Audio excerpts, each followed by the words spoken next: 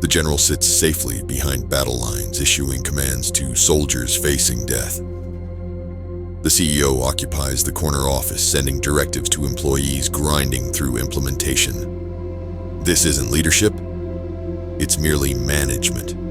Not influence earned through example, but compliance demanded through position. True leadership happens in the trenches. Look at Joshua telling Israel, "Come, follow me," physically leading the advance into Canaan. David didn't send troops against Goliath. He confronted the giant himself.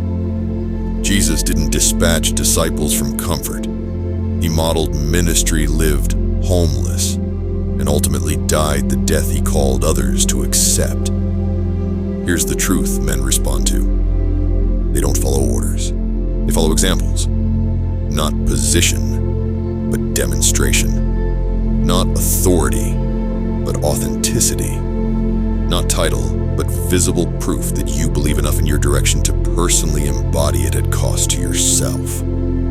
Proverbs 27:23 instructs, "Be sure you know the condition of your flocks. Give careful attention to your herds."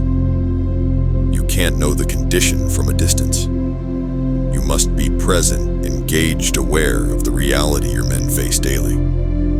So, how do you develop this trench leadership? First, recognize authority's true source. Jesus said, "The greatest among you will be your servant."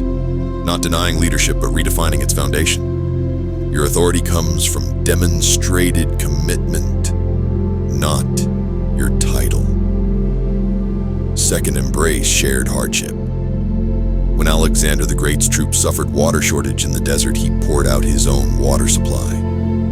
When Nehemiah rebuilt Jerusalem's walls, Scripture records, "I too worked on the wall."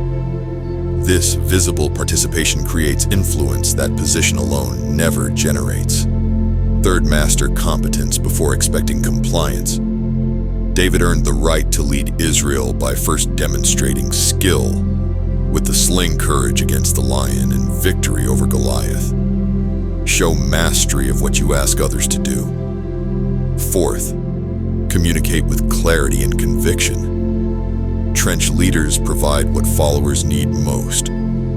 Clear understanding of both what needs accomplishing and why it matters. As Paul emphasized, if the trumpet does not sound a clear call, who will get ready for battle? Fifth, share credit but absorb blame. When David's men risked their lives to bring him water, he refused to drink it, but poured it out before the Lord, publicly honoring their sacrifice.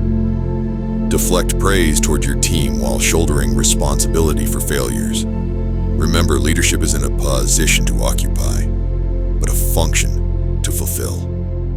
Not privilege to enjoy, but a burden to visibly carry in a way that inspires rather than merely compels. Men follow what they see, not just what they hear.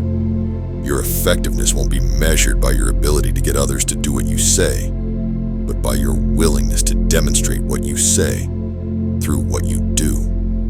Lead from the trenches. The view is different there, and so is the impact.